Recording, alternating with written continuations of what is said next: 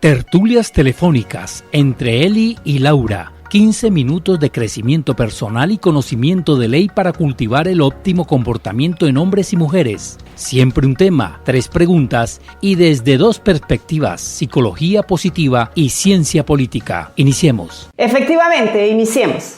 Esta nuestra primera temporada. El oficio de ser papá o mamá, donde trataremos durante 7 semanas los retos de ser padre o madre. Tú, Elizabeth, desde la psicología positiva y yo desde la ciencia política. Perfecto, Laura. Entonces, sin más rodeos, el tema de hoy, nacimiento de un nuevo ser humano denominado como persona. De acuerdo con el tema de hoy, las preguntas que nos atañen son, en primer lugar, ¿a qué nos referimos cuando hablamos de persona? En segundo lugar, ¿cómo se concibe a la persona en sociedad? Y por último, ¿qué responsabilidades adquieren al momento de ser padres? Preguntas de gran interés, Laura. Te escuchamos. Bueno, frente a nuestra primera pregunta, ¿a qué nos referimos cuando hablamos de persona? El Estado colombiano contempla a la persona como igual ante la ley. Por lo tanto, todos tenemos los mismos derechos y deberes que adquirimos desde el momento del nacimiento, siendo el primero la nacionalidad, que puede adquirirse por 2 medios, nacimiento o adopción. Nacimiento y adopción. ¿Puedes, por favor, hablarnos sobre los requisitos, Laura? Por supuesto, cuando hablamos de nacionalidad por nacimiento, hacemos referencia a los niños nacidos en suelo colombiano, sin distinción si los padres son nacionales o extranjeros, siempre y cuando estos residan en el territorio nacional. Del mismo modo, los niños que nacen en el exterior, hijos de padre o madre colombiano y que hayan sido registrados en el consulado colombiano correspondiente. Mientras que Eli, por adopción, es una opción para que los extranjeros puedan solicitar la nacionalidad mediante una carta de naturalización y luego estar domiciliados en Colombia durante 1 año para latinoamericanos, 2 años para españoles y 5 años para demás extranjeros. Aprovecho, Eli y queridos oyentes, también para mencionar que todas las personas, de acuerdo con el artículo 11 de la Constitución, tenemos derecho a la vida libre e igual ante la ley, pero en especial a una vida digna. Digna. Laura, ¿no te parece una palabra muy amplia? Por supuesto, pero en este caso quiero referirme al concepto emitido por la Corte Constitucional, donde se hace referencia al derecho que tiene una persona a vivir lo más lejano posible del sufrimiento, para que pueda desempeñarse en sociedad como un individuo con óptima calidad de vida, gozando como mínimo de atención en salud, de vivienda, de educación y de servicios públicos. Como mínimo, debiera ser. Y es muy interesante, Laura, que la Corte Constitucional contemple tales derechos, porque igual desde la psicología positiva se espera que a toda persona desde nacimiento se le respete dicha condición, ¿sabes? Y aunque la psicología positiva no hace referencia directa sobre estos derechos, la psicología positiva sí reconoce la importancia de la carga genética que trae consigo este nuevo ser, dado que será su genética la que poco a poco lo identifique como único e irrepetible. Único y irrepetible. Me gustan estos términos porque me hacen sentir importante. Eres importante, tú y cada uno de nosotros, pero para que haya un óptimo desarrollo de nosotros como personas se necesita que desde el nacimiento el padre y la madre hayan construido una estructura excepcional, no solo en los cuidados personales hacia el menor, sino en el qué hacer para que la persona viva lo más lejano posible del sufrimiento, según tú mencionaste. Bueno, Eli, no sé si a los oyentes como a mí lo de construir una estructura excepcional me suena algo complejo.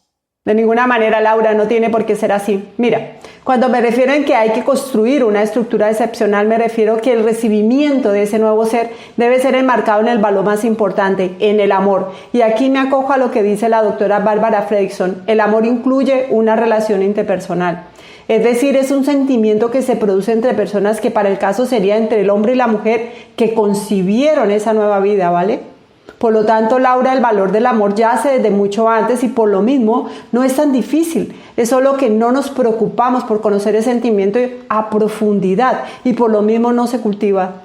En otras palabras, Eli, te pregunto, entonces, ¿todo padre o madre como un acto de amor, valga la redundancia, debería profundizar en el valor del amor y no tomarlo a la ligera?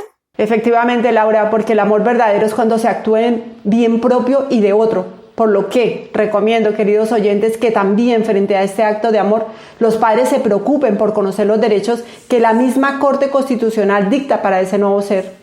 Y hablando de derechos, Laura, cuéntanos sobre nuestra segunda pregunta. ¿Cómo se concibe a la persona en sociedad? Pues bueno, acogiéndome al concepto emitido por la Corte Constitucional, la persona en sociedad debe concebirse bajo el principio de la dignidad humana. Sí, Laura, pero ¿qué hacer cuando alguno de estos derechos es vulnerado? Pues imaginemos que eres padre o madre de un menor con limitaciones auditivas o visuales y necesita de una cirugía, pero la EPS se niega rotundamente a cubrir con los costos de esta, pues no se encuentran contemplados dentro de su servicio de salud. Y tú o ustedes, queridos oyentes, no cuentan con los medios para llevarlo a cabo.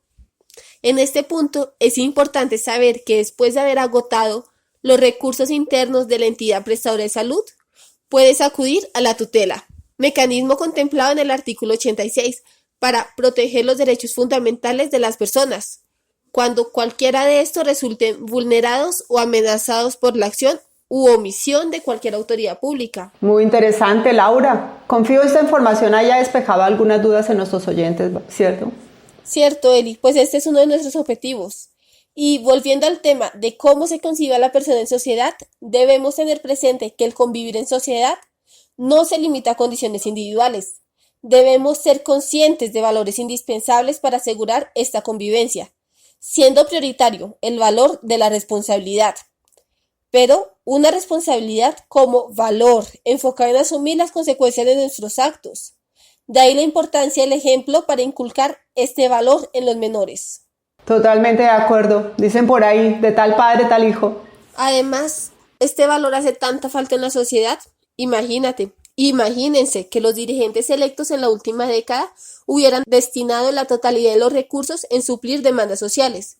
De haber sido así, quizás en estos momentos tendríamos mejores colegios y hospitales a nivel urbano y rural. Imagínate, Laura, me emociono de solo pensarlo. Y quiero aprovechar, dado tu comentario, hablar del valor de la felicidad. Porque la felicidad es un valor, Laura y queridos oyentes, de gran protección, porque según los expertos está influenciado por 3 factores. Uno, el genético en un 50%, es decir, que no todas las personas manifestamos el sentimiento de la felicidad de la misma forma, y esto es muy importante tenerlo presente. Otro factor son los acontecimientos en nuestra vida, que aunque es en un 10%, influye notoriamente porque difícilmente lo podemos controlar. Un ejemplo, el no uso en su totalidad de los recursos según demandas sociales, ¿sabes? Y un tercer factor en un 40% visto desde la psicología positiva, más como una cuestión de actitud. Pero en relación a los padres, Eli, ¿cómo hablamos de felicidad? Buena pregunta, Laura. Pues mira, si se tiene una carga genética favorable es una base muy importante para cualquier persona, y si a ello se le suma la buena actitud, quiere decir que los acontecimientos en nuestra vida, que es apenas un 10%, cuando son positivos estos los podemos vivir a plenitud, y si son negativos pues realmente es muy poco el daño que nos pueden hacer. Entonces, Laura, en estos casos la felicidad fomenta el bienestar, y sería más una cuestión de decidir y de actuar por parte del padre y de la madre en este caso. ¿Con qué fin? Pues con el fin de alcanzar un óptimo comportamiento que les brinde una mejora en su calidad de vida y por lo mismo pues puedan disfrutar de ese nuevo ser. ¿Sabes? De ahí lo interesante de esta tercera pregunta, Laura. ¿Qué responsabilidades se adquiere al momento de ser padres? Ante esta pregunta quiero resaltar nuevamente el papel y la responsabilidad que tienen los padres en la formación de nuevos seres, entendiendo que los padres, como tú mencionas, Eli, son un ejemplo ante sus hijos, además de haber adquirido ciertas responsabilidades legales contempladas en el Código de Familia, como la crianza, la educación, corrección y orientación, cuidado personal, asistencia moral y económica, entre otros. Sí, pero Laura, hablas de responsabilidades legales. ¿Podrías, por favor, explicarnos un poquito más sobre este tema? Claro, por ejemplo, cuando hablamos de educación, se debe velar que así sea sin importar si el joven tiene algún tipo de discapacidad, porque es precisamente la educación la que les permitirá a estos menores orientarse hacia un oficio o profesión. Aunque no nos referimos únicamente al asistir al colegio, puesto que la educación principal debe comenzar en casa. Y frente a esta crianza, el padre y la madre deberán actuar con esmero, proporcionarle un hogar estable, alimentos adecuados y proveer de todo lo necesario para el desarrollo de su personalidad, hasta que cumplan su mayoría de edad. A ver, Laura, si entiendo. Entonces, cuando un hijo cumple la mayoría de edad, ¿los padres ya no tienen responsabilidades según la ley?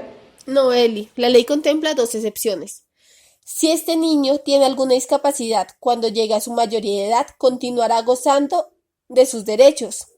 Y en caso de no tener discapacidad, aunque tenga ya 18 años, si el chico continúa estudiando con provecho académico, los mayores deberán proporcionarle los alimentos hasta que concluya sus estudios o haya adquirido una profesión u oficio. De ahí que quiera resaltar que los padres están obligados a cuidar de su hijo desde el momento de la concepción, dirigiendo la formación de sus hijos dentro de la moralidad, solidaridad humana y respeto a sus semejantes, y también corrigiéndolos de manera adecuada y moderada, acudiendo a profesionales especializados o servicios de orientación psicopedagógica en caso de ser necesario. Muy bonito, Laura. Pero, ¿qué sucede si estos padres no cumplen? Pues no cumplir por parte del padre o madre y abandonar o abusar de los deberes anteriormente contemplados puede acarrear sanciones legales. Sanciones legales a los padres. Un tema interesante para tratar más adelante, ¿te parece? Por supuesto, Eli. Bueno, Laura, frente a las obligaciones de los padres me gustaría también subrayar el valor del compromiso por el impacto negativo o positivo que pueda causar este valor en el desarrollo integral de este nuevo ser. Y en cuanto al tema de la responsabilidad, pienso que es imprescindible que todo hombre y toda mujer aprendan a elegir con criterio. Y recomiendo desde la psicología positiva que también aprendan a escuchar al alma. Un momento, Eli, ¿has dicho el alma? Sí, Laura, el alma, porque el alma es la única que nos permite sentir lo que realmente nos hace bien y nos puede hacer feliz. Y por lo mismo intuir lo que puede hacer bien o feliz a otros, en este caso, a ese nuevo ser. Además, mira, Laura, la realidad no es absoluta, la realidad es una constante de oportunidades que cuando actuamos de manera dinámica permite cambios y transformación de vida en pro del bienestar. De ahí que hoy haya querido resaltar sobre el amor y la felicidad, porque son dos constantes de valor que conduce al hombre y a la mujer al verdadero sentido de la vida desde un nivel particular. Pero de la misma forma conduce a ese hombre y a esa mujer frente al compromiso como padre o madre a un nivel cooperativo como lo es el trabajo en equipo. ¡Wow! Trabajo en equipo, qué interesante. Sí, es muy interesante porque, mira, el hombre y la mujer en este trabajo en equipo no tiene por qué perder su individualidad. Es sencillamente estar dispuestos a desarrollar en pro del bienestar de ese nuevo ser sus competencias físicas, psíquicas, emocionales y cognitivas. Y máxime, porque un recién nacido no trae consigo un manual personalizado o una radiografía o un escaneo completo de cómo será su personalidad ni el cómo de su crianza. Mira, Laura y queridos oyentes, en otras palabras, todo es una novedad y debiera tomarse como un reto de aprendizaje mutuo que gracias a una excelente actitud dará las pautas necesarias y productivas tanto al hombre como a la mujer a la hora de ejercer como padre o como madre. Así debe ser, Eli, como un reto de aprendizaje. Y en este caso, danos por favor una pauta para empezar desde la psicología positiva. Bueno, más que una pauta, los invito a que realicen solos o en pareja un sencillo ejercicio. Tomen una hoja de papel en blanco y un bolígrafo. Escriban en letra grande y legible como mínimo 5 valores que están muy presentes en sus vidas y que por lo mismo los usan en su cotidianidad. Escritos los 5 valores, jerarquícelos de manera descendente, es decir, del más presente al no tan presente en su vida cotidiana. Y aquí, querida Laura y queridos oyentes, pueden pasar 2 situaciones. Que no tienen hijos aún, entonces piensen en la importancia de dichos valores porque algún día los heredarán sus hijos. Y mientras ese momento llega, pues compártanlos con su familia y sus amigos. ¿Que tienen hijos? Pues esos valores desde ya frente a la paternidad o maternidad deben ser una gran guía en la crianza de sus hijos. Porque, Laura y queridos oyentes, los valores son los que al fin y al cabo caracterizan al individuo, son los que motivan al logro de metas e incluso trasciende más allá de la acción. ¿Saben por qué? Porque debe fluir de manera natural. Terminado el ejercicio, sonrían y reconozcan lo maravillosos que son. Uy, yo de solo escucharlo ya me motivé. Pues me alegra, Laura, y espero también los oyentes se motiven. Bueno, Laura y queridos oyentes, de mi parte es todo por hoy. Mil gracias y bendiciones para todos. Gracias, Elizabeth. Sin duda haré el ejercicio porque presiento será una gran recarga de energía. Y a ustedes, queridos oyentes, les agradecemos por acompañarnos una vez más y los esperamos la próxima semana con otro tema de interés en Tertulias entre Eli y Laura. ¡Feliz día! ¡Chao, chao!